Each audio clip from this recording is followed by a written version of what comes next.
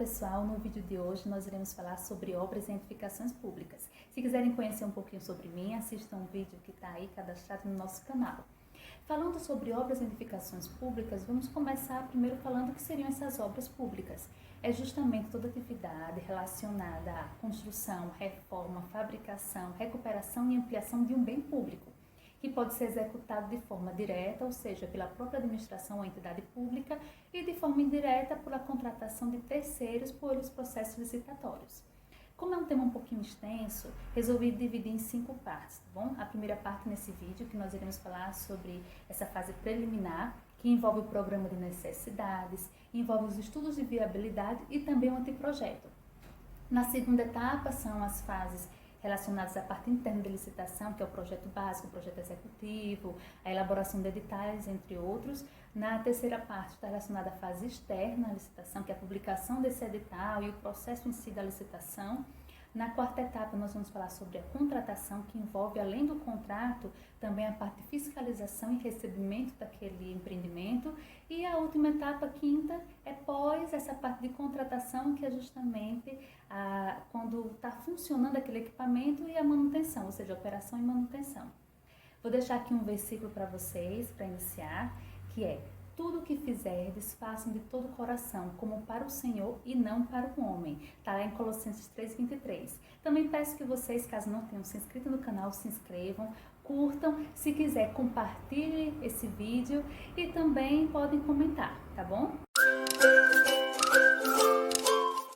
Para iniciar, vamos falar um pouquinho sobre os princípios que norteiam a administração pública. Está lá no artigo 37. Que aí nós temos a legalidade, a impessoalidade, a moralidade, a publicidade e a eficiência.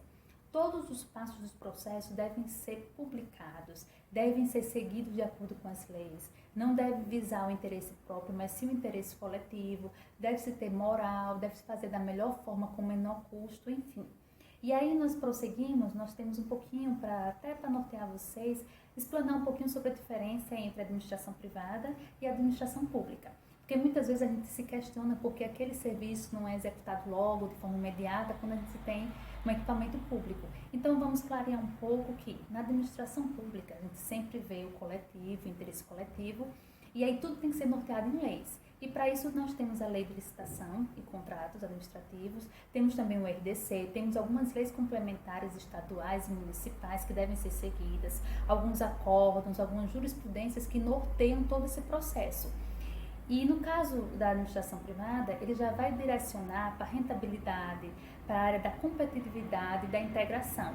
E aí, diferente da administração pública, ele pode fazer a contratação de forma direta, pode escolher a melhor empresa do Brasil para fazer essa contratação, pode pagar no início da obra, pode pagar em 2 parcelas, no início e no fim, ele pode fazer uma contratação direta, de forma imediata, para resolver aquele problema, sem prestar conta a ninguém. Então, tem essa diferença que o gestor público ele não pode fazer isso, ele não pode simplesmente ali contratar uma empresa que ele bem entender e fazer aquele serviço. Ele tem que zelar, né, para os princípios da administração e seguir as leis.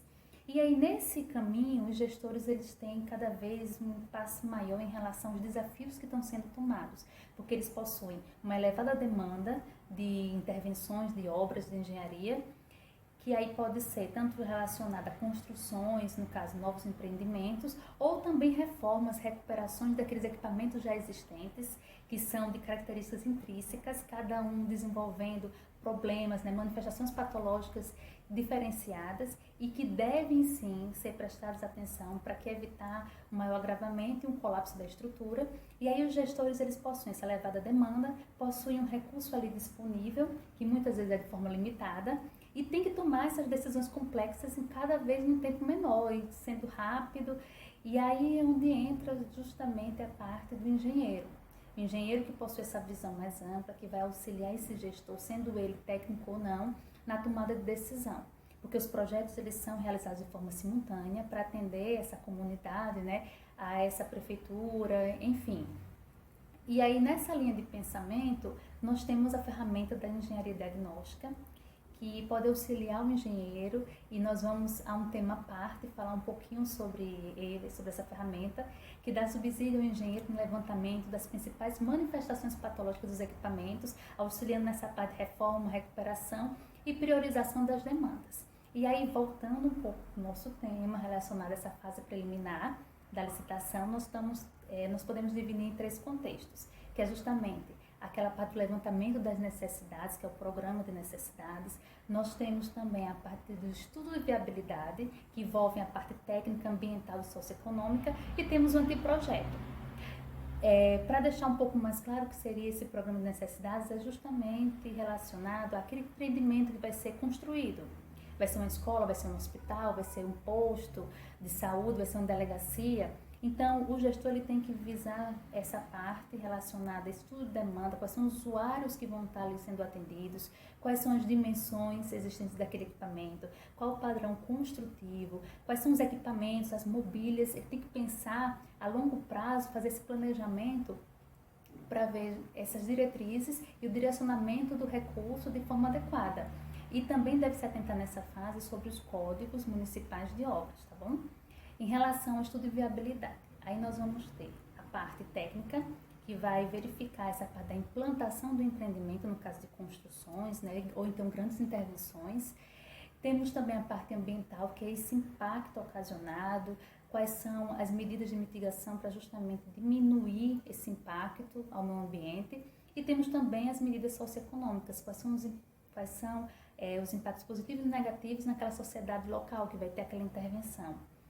E aí, depois de aprovado pelo gestor, tendo em mãos esses estudos que vão ser de viabilidade, que aí também vamos ter a parte do terreno, estudos topográficos, de solo, nós iremos decidir e seguir para a etapa de projeto, que é o anteprojeto, no caso.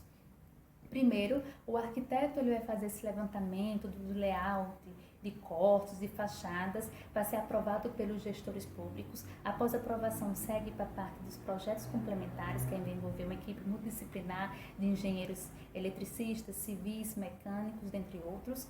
E aí, como vai ter essa parte dos projetos, também deve ter os memoriais, o orçamento, para dar diretrizes ao gestor como é que ele vai alocar o recurso, né? Quais são os equipamentos que vão ser aprovados, quais são as reformas que vão ser direcionadas naquela gestão pública.